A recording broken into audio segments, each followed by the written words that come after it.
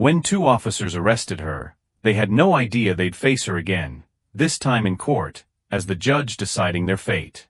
It was a sunny afternoon in Boulder, Colorado. The park buzzed with life, children laughing as they played, joggers pacing along the trail, families lounging under the shade of tall oak trees. Amid the lively but peaceful scene, a black woman sat quietly on a bench near the pond, a thick hardcover book resting on her lap. Her name was Ava, an accomplished attorney, known and respected in legal circles. That day, she had carved out a rare moment for herself, escaping the demands of her schedule to lose herself in a good book.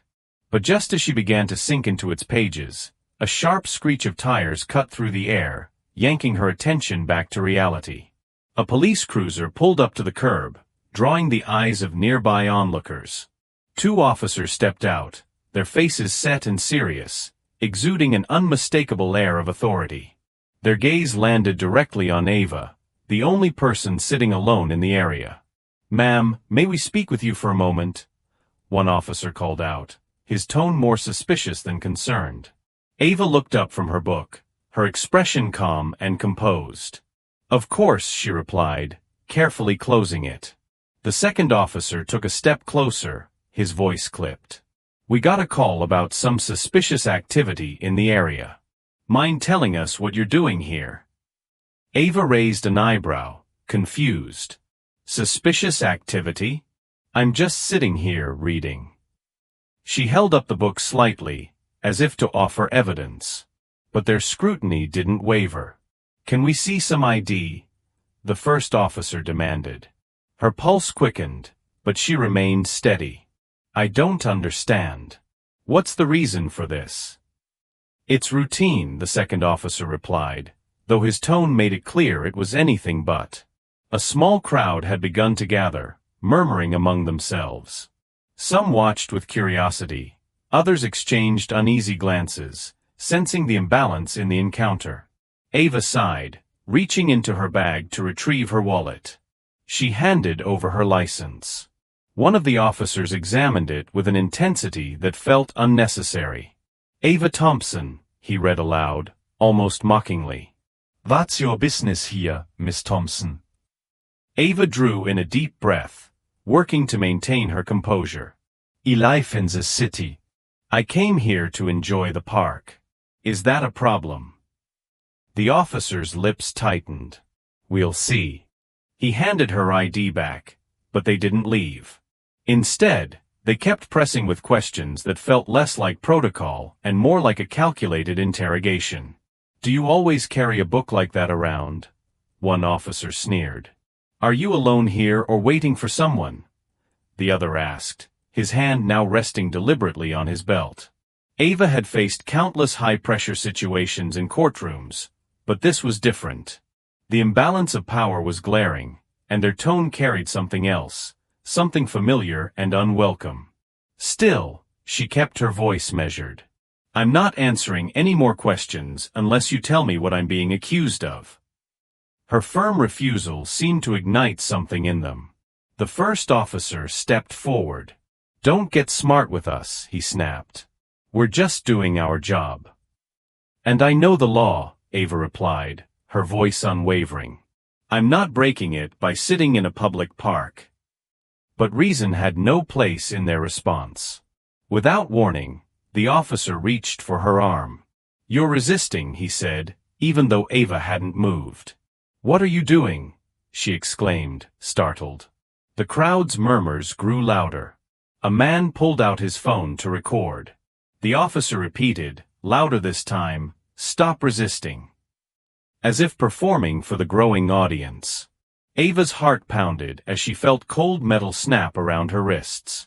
She tried to stay calm, but humiliation and fury churned inside her.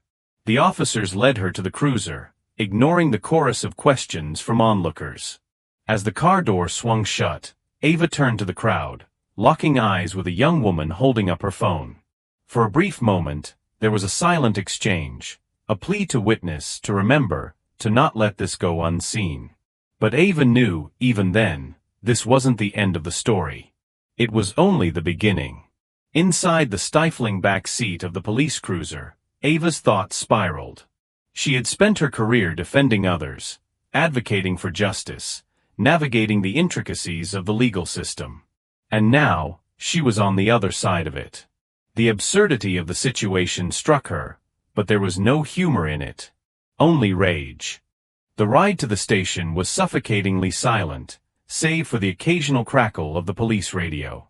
Ava stared out the window, her reflection blurring with the passing scenery. Her wrists ached where the metal cuffs dug sharply into her skin. At the station, things only got worse. The booking process was invasive, humiliating, designed to strip her of every shred of dignity. She was fingerprinted, photographed, and then led down a dim hallway to a small holding cell where the fluorescent lights buzzed without mercy. "Enjoy your stay," one of the officers said smugly as he shut the door behind her. Ava sat on the cold bench, hands clasped tightly in her lap. She replayed the scene in the park over and over again in her mind. How had such a peaceful moment unraveled so quickly, so brutally? The answer was as clear as it was bitter: prejudice. Hours passed before anyone returned. Finally, a young officer approached her cell, clipboard in hand. "Miss Thompson, you've been charged with resisting arrest and obstructing a peace officer," he said flatly. "On what grounds?" Ava asked, her voice sharper than she intended. "You can discuss that in court," he replied, already turning away. Ava exhaled slowly, forcing herself to think strategically. The charges were weak, she knew that, but the path ahead wouldn't be easy. Cases like hers never were. Eventually, she was released on bail. The cool night air hit her like a wave as she stepped out of the station, a sharp contrast to the stifling atmosphere inside. Standing by the curb was her colleague and close friend, Maya. "Ava." Maya rushed to her, face etched with relief and concern. "Are you okay?" Ava nodded, though a faint tremor betrayed her. "I'm fine," she said, but the word felt hollow. As they drove away, Maya kept glancing over, waiting for Ava to speak. Finally, Ava broke the silence. "I'm not letting this slide, Maya. Not this time." Maya's grip on the steering wheel tightened. "What are you thinking?" "I'm thinking I'm tired of this happening," Ava replied, her voice steady. "I have the tools, the knowledge, the resources to fight back, and I will." That night, Ava sat at her kitchen table, surrounded by legal pads, law books, and court rulings. She worked deep into the night, outlining a civil rights lawsuit against the officers and the department. Her hands trembled, not from fear, but from a steady, simmering resolve. As the days turned into weeks, the community began to rally around her. The video of her arrest, shared by the young woman in the park, had gone viral. People from all backgrounds reached out with words of encouragement, sharing their own experiences with injustice. Wer message, wer comment, wer von Kohl fühlt avas determination. She wasn't just fighting for herself. She was fighting for everyone who had been silenced, humiliated, or dismissed. Still, even as she meticulously prepared her legal battle, she couldn't foresee how justice would eventually take an unexpected turn. The weeks following her arrest were a whirlwind of emotion and relentless work. At first, her law firm hesitated. They worried the publicity surrounding her case might tarnish the reputation they'd worked so carefully to build. But Ava didn't flinch. She explained, calmly but firmly, that this fight wasn't just about her. It was about setting a precedent. About pushing back against a broken system. The viral video had done more than spread her story. It had started conversations. In homes, in offices, in city halls. The image of Ava, calm, poised, yet defiant as she was forcibly led away, became a quiet but powerful symbol of resilience. Reporters began calling, asking for interviews. But Ava turned them all down. She didn't want the spotlight. Her focus was singular, building an airtight case that would not only hold the officers accountable, but expose the deep systemic flaws that allowed such abuse to continue. At night, though, when the world finally went still, the weight of it all crept in. She would lie awake, replaying every moment. The dismissive tone. The cuffs. The murmurs from the crowd. She thought about how easily it could have escalated. How close she had come to something even worse. The thought turned her stomach, but also hardened her resolve. One evening, Maya stopped by with takeout. Ava barely looked up from her laptop as her friend placed the food on the table. "You've been at this for hours," Maya said gently. "I don't have a choice," Ava replied without missing a beat. Maya sat across from her, studying her face. "You know this is bigger than just a legal battle, right? People are looking to you now." Ava closed her laptop, finally meeting her friend's gaze. "I know," she said, her voice steady. "That's why I can't afford to lose." Her preparation was meticulous. She combed through similar cases, pulling precedents and gathering evidence to dismantle the officer's claims. She enlisted the help of trusted colleagues, building a legal team that shared her passion for justice. But it wasn't just about the courtroom.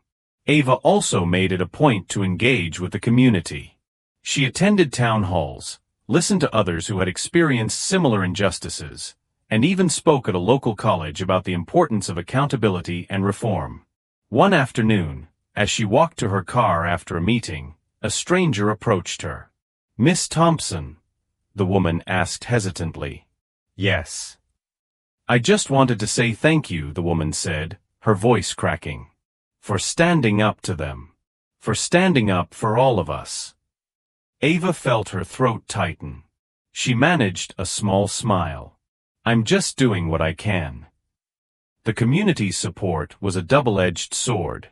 It empowered her, but it also heightened the pressure. She couldn't let them down. Then one day, her attorney called with news. The officers she was suing had filed a motion to dismiss the case. Ava expected as much. It was a standard legal maneuver to delay the process. But as her attorney continued explaining the next steps, Ava suddenly froze. "Ava," he said cautiously, "you should know something else. You've been assigned as the judge for one of their cases next month." The irony was staggering. Ava leaned back in her chair, trying to process the revelation.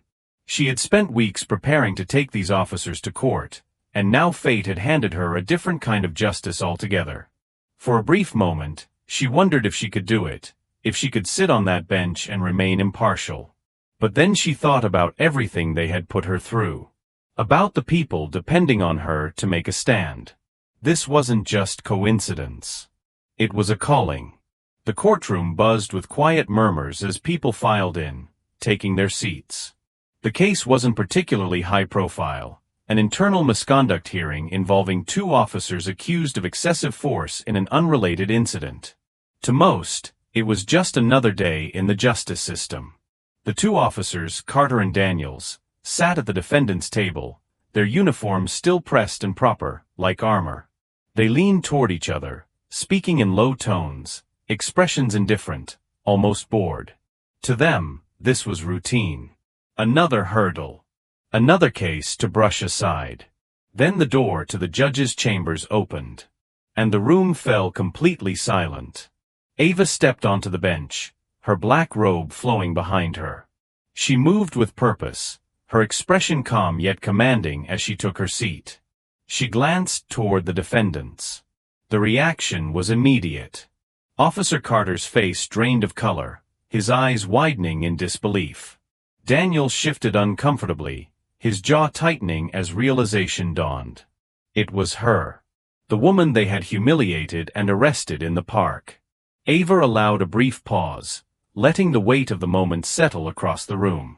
Then, in a clear and steady voice, she began. "This court is now in session. Please be seated." The officers sat stiffly, their composure faltering. Carter leaned toward their lawyer, whispering something. The lawyer nodded, but kept his gaze locked on Ava. For the first time in weeks, Ava felt the upper hand. But this wasn't about revenge. Her duty as a judge demanded fairness, and she would honor that, even if they hadn't. Still, the irony wasn't lost on her. As the attorneys presented their opening arguments, Ava remained professional, listening intently, taking notes, maintaining control. But every so often, her gaze would flicker toward the officers. She could see it in their posture, the tension in their shoulders, the fidgeting hands. During a recess, Carter and Daniels stepped into the hallway.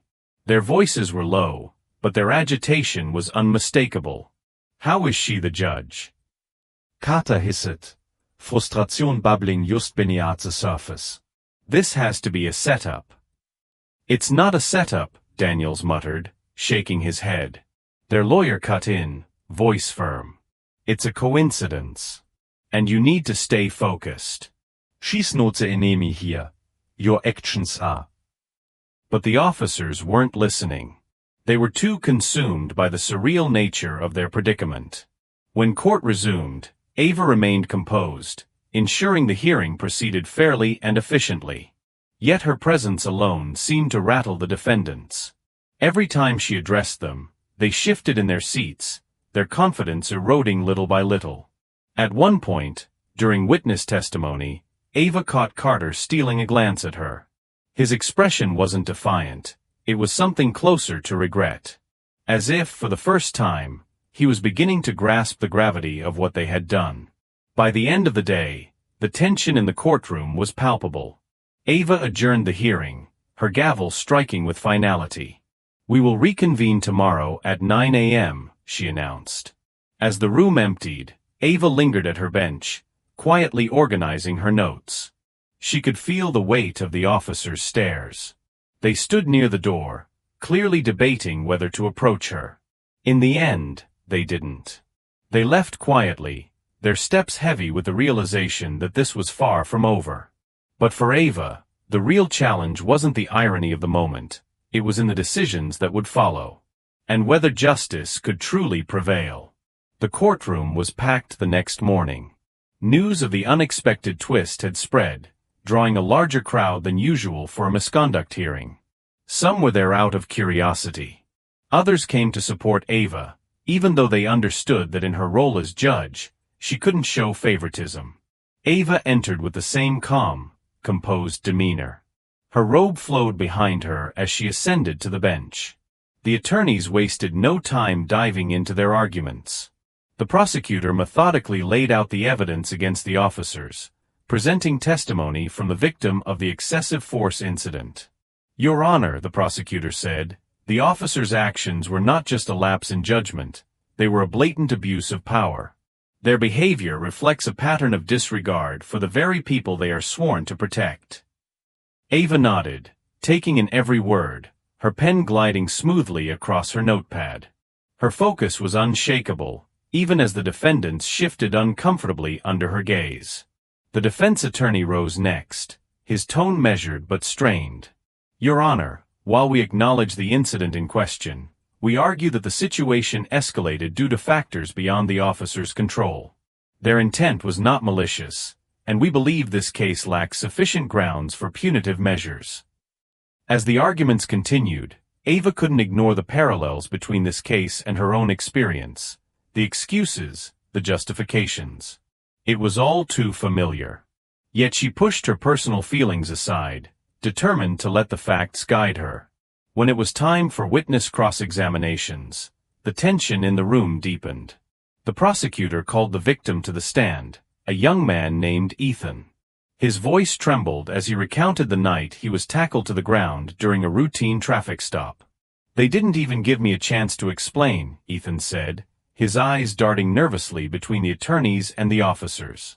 "It felt like they decided I was guilty before I even opened my mouth." The prosecutor pressed further. "And did you resist their orders at any point?" "No," Ethan replied firmly. "I was scared, but I did everything they said. It didn't matter. They had already made up their minds." The room fell into a heavy silence. The defense attorney stood to cross-examine, attempting to poke holes in Ethan's testimony. But the young man held his ground, answering each question without faltering. Ava watched closely, her expression unreadable. Then came the moment everyone had been waiting for. The defendants were called to testify. Officer Carter was the first to take the stand. He glanced nervously at Ava as he swore the oath, his voice shaky as he answered the prosecutor's questions. "Officer Carter," the prosecutor began, "you've been accused of using excessive force in this incident. Can you explain your actions that night?" Carter hesitated. His gaze flicked toward Daniels before he answered. I thought the situation was escalating. I made a judgment call." "And do you believe your actions were justified?" Carter shifted in his seat. "At the time, yes. But, looking back, I could have handled it differently." The prosecutor didn't let up. "Handled it differently how?" "By not tackling an unarmed compliant individual to the ground." Carter opened his mouth, but no words came out. His silence spoke volumes. When it was Daniels' turn to testify, his demeanor was similarly strained. His attempts to justify his actions only deepened the prosecutor's case, highlighting the officer's inability to take accountability. Ava listened closely, her face betraying no emotion. But inside, she felt a mixture of frustration and pity. These men had been given authority, yet they had wielded it recklessly, leaving a trail of harm in their wake. As the day wore on, it became clear that the evidence against the officers was overwhelming. The prosecutor's closing argument was powerful, urging the court to set a precedent, that abuse of power would not be tolerated. When the defense delivered its closing statement, it was evident they were grasping at straws. Their arguments lacked conviction, and even the officers seemed resigned to the likely outcome. Ava adjourned the hearing, her voice steady as she announced that a ruling would be delivered the following week. As the courtroom emptied, Carter and Daniels lingered near the exit, their faces pale and drawn. For the first time, they seemed to grasp the gravity of their actions, and the reality of what awaited them. But justice wasn't just about punishment. It was about accountability, change, and ensuring that the mistakes of the past would not be repeated. A week later, the courtroom was silent as Ava entered to deliver her ruling. Every seat was filled. The tension was almost tangible. Reporters lined the back wall, their pens poised to capture every word. This was no longer just a case about two officers. It had become a symbol of a larger fight, for justice, for accountability, for change. Ava's voice was calm but firm as she began. The role of law enforcement is to protect and serve the community with integrity, respect, and fairness. When those entrusted with this responsibility abuse their power, it erodes public trust and causes harm far beyond the immediate victim. She paused, her eyes scanning the room. Carter and Daniels sat at the defense table, their heads bowed. The weight of her words was unmistakable. The evidence presented has demonstrated that officers Carter and Daniels acted with unnecessary force, disregarding the protocols they were sworn to uphold. Their actions were not only unjustified but indicative of a troubling pattern that must be addressed. Ava outlined the consequences: mandatory suspension without pay, participation in extensive retraining programs, and a formal disciplinary record that would follow them throughout their careers. The ruling was firm but fair, striking a balance between accountability and the opportunity for reform. When she finished, Ava closed the case with a decisive gavel strike. "This court is adjourned." The officers stood, their expressions somber as they prepared to leave. Before exiting, Carter hesitated. He turned to Ava. "Your Honor." He began, his voice barely audible, "I'm sorry." It wasn't enough to undo the harm, but it was a start. Ava nodded, acknowledging his words without offering absolution. True change, she knew, would come through actions, not apologies. As the courtroom emptied, Ava remained seated, taking a quiet moment to reflect. She had seen justice served. But the victory felt bittersweet. For every case like this, countless others went unspoken, unresolved. Later that evening, Ava attended a community meeting at a local recreation center. The room was filled with people, eager to share their stories, their frustrations, their hopes. As she listened, Ava felt a renewed sense of purpose. One older woman approached her after the meeting, her voice trembling with emotion. "Thank you," she said, gripping Ava's hand tightly. "What you did in that courtroom, it means the world to us." Ava smiled softly. "This is just the beginning. We have so much more work to do." The following week saw meaningful conversations emerge between community leaders, law enforcement, and local activists. Ava used her platform to advocate for reforms, emphasizing the need for transparency and accountability in policing. The case had sparked a ripple effect, not just in Boulder, but across the state. People began demanding change, pushing for policies that prioritized fairness and equality. For Ava, the journey wasn't about personal vindication. It was about ensuring that others wouldn't have to endure what she had. The fight for justice was ongoing. But moments like this reminded her that change, though slow, was possible. One afternoon, she stood on the steps of the courthouse, watching a group of young activists gather for a peaceful rally. She felt a quiet, resolute sense of hope. The System wasn't perfect. But with enough voices, it could be pushed toward progress. And that, she thought, is the kind of justice worth fighting for. If you believe in the power of accountability and change, subscribe to our channel for more stories that inspire action and reflection. Let's work together to make the world a fairer place.